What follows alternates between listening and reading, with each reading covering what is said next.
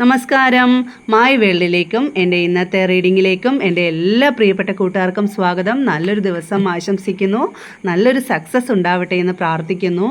അപ്പോൾ ഞാനിന്ന് ഏഞ്ചൽസ് കാർഡാണ് എടുത്തത്. ഏഞ്ചൽസിന് നിങ്ങളോട് എന്തോ പറയാനുണ്ട്, നിങ്ങൾക്കൊരു ഗൈഡൻസ്. അപ്പോൾ ഫസ്റ്റ് കാർഡ് വന്നേക്കുന്നത് ഫോർഗിവ്നെസ് ആണ് വന്നേക്കുന്നത്. അപ്പോൾ നമുക്ക് ഒരു കാർഡും കൂടെ എടുത്ത് നോക്കാം. ഏഞ്ചൽസിന് കോംപ്രമൈസ്. യെസ്, ഈ ഒരു റീഡിംഗ് കാണുന്ന എൻ്റെ വ്യൂവേഴ്സിന് വേണ്ടിയിട്ട് ഏഞ്ചൽസിന് എന്താ പറയാനുള്ളതെന്ന് നമുക്കൊന്ന് നോക്കാം. അപ്പോൾ ഇന്ന് വന്നേക്കുന്ന രണ്ട് ഏഞ്ചൽസിൻ്റെ മെസ്സേജുകളാണ്, നിങ്ങൾക്കുള്ള ഗൈഡൻസ് ആണിത്. ഈ റീഡിംഗ് കാണുന്ന ഓരോരുത്തർക്കും ഉള്ള ഒരു ഗൈഡൻസ് ആണ് ഏഞ്ചൽസിൻ്റെ. വളരെ പോസിറ്റീവായിട്ടുള്ളൊരു ഗൈഡൻസ് ആണിത്. ഫോർഗിവ്നെസ് എന്ന് പറയുമ്പോൾ തന്നെ നമ്മൾ ചെയ്യേണ്ട കാര്യം, നമ്മളെ മനസ്സിലുള്ള ഒരു ഫസ്റ്റ് ഇത് തന്നെ ഒരു നെഗറ്റിവിറ്റി, അതൊരു ഭാരമാണ് നമ്മളെ നെഞ്ചിൽ. അപ്പം നമ്മൾ മറ്റുള്ളവർ നമ്മളോട് ഒരു ദ്രോഹം ചെയ്യുകയാണെങ്കിൽ, ഇപ്പം നമ്മൾ ഒരുപാട് വേദനിപ്പിക്കുന്ന ഒരാൾക്ക് വിട്ടുകൊടുക്കുക, ആ ഒരു ശത്രുത അങ്ങ് ഇല്ലാണ്ടാക്കുക, വിട്ടുവീഴ്ച ചെയ്തു കൊടുക്കുക. അത് തന്നെയാണ് ഇവിടെ ഈ കോംപ്രമൈസ് എന്ന കാർഡിലും വന്നേക്കുന്നത്, ഫോർഗിവ്നെസ്.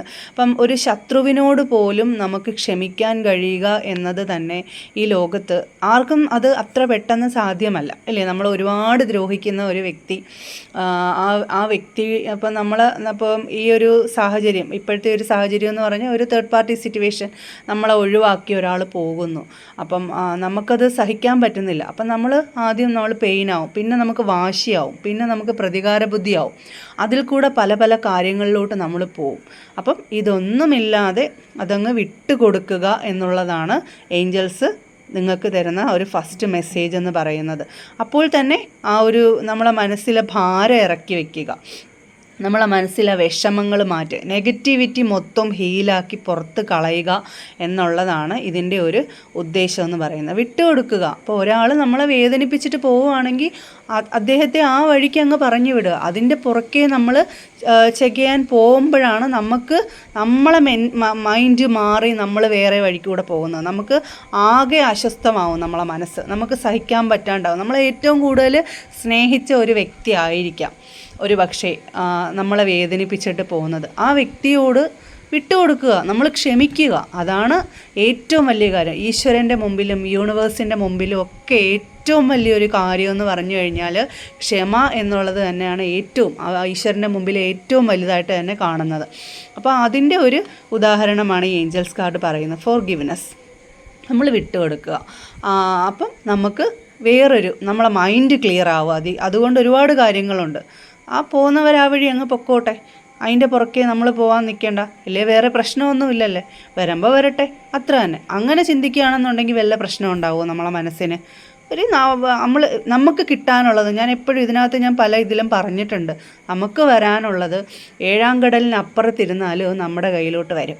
നമ്മളെ കയ്യിൽ നിന്ന് പോകാനുള്ളത് നമ്മുടെ ചുണ്ടിൻ്റെ വായിൽ കൊണ്ട് വെക്കുന്നതിൻ്റെ അതിന് മുമ്പേ അത് തട്ടിത്തെറിച്ച് പോകും എന്ന് പറഞ്ഞതുപോലെ, നമുക്ക് കിട്ടാനുള്ള ഓരോ ഗോതമ്പ് മണിയിലും നമ്മുടെ പേരെഴുതി വെച്ചിട്ടുണ്ട്, അത് നമുക്ക് കിട്ടും.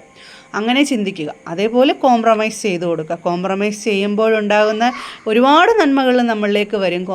ഒരാളോട് നമ്മൾ കോംപ്രമൈസ് ചെയ്യാൻ നേരത്ത്, അപ്പോൾ നമ്മളെ ചീത്ത വിളിക്കുന്ന ഒരാളായിക്കോട്ടെ, നമ്മളെ പള്ളു പറയുന്ന ഒരാളായിക്കോട്ടെ, ആ വ്യക്തിയെടുത്ത് നമ്മൾ തിരിച്ച് അതേ അളവിൽ അങ്ങോട്ടും പ്രതികരിച്ചാൽ എന്തായിരിക്കും ആ ഒരു സാഹചര്യത്തിൽ അവിടെ ഉണ്ടാകുന്നത്?